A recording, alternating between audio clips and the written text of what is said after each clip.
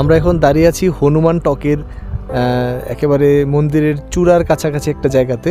এটা পর্বতের উপরে ৭,২০০ ফিট সমুদ্রপৃষ্ঠ থেকে উচ্চতায় অবস্থিত এই মন্দিরটি রয়েছে। এটি তীর্থযাত্রীদের জন্য একটি পবিত্র স্থান হিসেবে পরিগণিত হয়। এখানে আমি একটি নেম প্লেট যুক্ত করে দেব, সেখানে ছোট্ট ইতিহাস বর্ণনা করা আছে, সেটা দেখলে বোঝা যাবে। আমরা এখন হনুমান টকের একেবারে ছাদের চূড়া থেকে পাহাড় পর্যবেক্ষণের জন্য এই জায়গাটাতে এসেছি। খুব সুন্দর মনোরম দৃশ্য।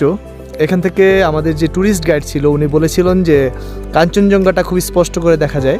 সত্যিকার অর্থে এখান থেকে দেখা যাওয়ার মতো একটি স্পেস তৈরি হয়েছে, বাট এই মুহূর্তে যেহেতু মেঘে পুরো আকাশটা আচ্ছন্ন হয়ে আছে, যে কারণে আমাদের ভিউ পয়েন্টটা অনেকটা কমে গেছে, যে কারণে কাঞ্চনজঙ্ঘা হয়তো দেখা যাচ্ছে না। তবে কাঞ্চনজঙ্ঘা না দেখা গেলেও এখানকার পাহাড়ের সৌন্দর্যটা খুব বেশি ভালো লাগে একটি স্পেশাল কারণে, সেটা হচ্ছে পিছনে রয়েছে প্রচুর ঝাউ গাছ। এই ঝাউ গাছগুলার উপস্থিতিতে এই জায়গাটা আরও সুন্দর হয়ে আছে।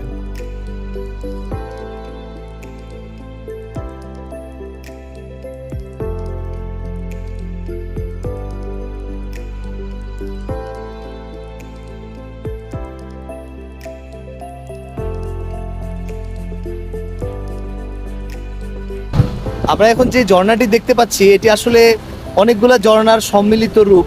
এখান থেকে আসলে তিস্তা নদীর যে সূচনার ঝর্ণা বলা যায় এটাকে, অনেকগুলো ঝর্ণার পানি একত্রিত হয়ে এই বহমান স্রোতের মাধ্যমে গিয়ে মিলিত হয়েছে তিস্তা নদীতে। এই তিস্তা নদীতে আরও বেশ কিছু ঝর্ণা মিলিত হয়েছে। সর্বশেষ যে ঝর্ণা মিলিত হয়েছে বা যেখান থেকে তিস্তা নদীর সূচনা হয়েছে সেই জায়গাটা আমি পরবর্তীতে ক্যাপচার করব লাচুকের ওখান থেকে। আর আমরা যাওয়ার পথে ট্যুর গাইডের কাছ থেকে যেটা শুনলাম যে এখানকার আঞ্চলিক যতগুলো ঝর্ণা রয়েছে সবগুলা সম্মিলিতভাবে এই পথেই প্রবাহিত হয়।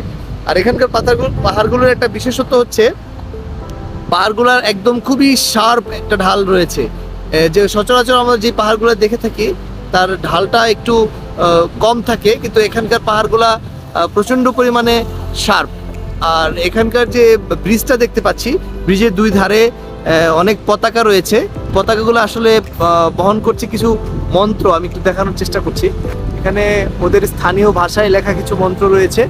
তাদের বিশ্বাস, এখানকার স্থানীয় মানুষের বিশ্বাস, এই মন্ত্রে থাকা যেই শক্তি সেটা বাতাসের মাধ্যমে প্রবাহিত হয়ে আশেপাশের সমস্ত গাছপালা, জীব জানোয়ার সব কিছু যারা রয়েছে তাদের মধ্যে শান্তি এবং স্থিতিশীলতা বজায় রাখবে।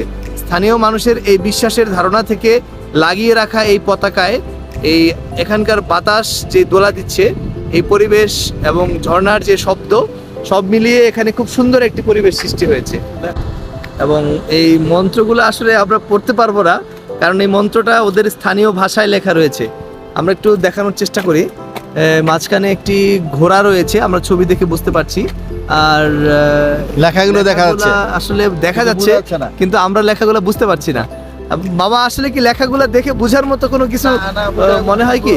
বোঝার কোনো কিছু নেই, এখানে বোঝা যাবে না, আমরা বোঝা যায় না। তবে এতটুকু জানতে পেরেছি যে এই মন্ত্রে যেটা লেখা রয়েছে সেটি বাতাসের মাধ্যমে প্রবাহিত হয়ে স্থানীয় প্রকৃতি এবং পরিবেশের মধ্যে যেন শান্তিটা বিরাজ থাকে, সেটা যেন এখানে থাকে, সেইভাবেই মন্ত্রটা লেখা রয়েছে।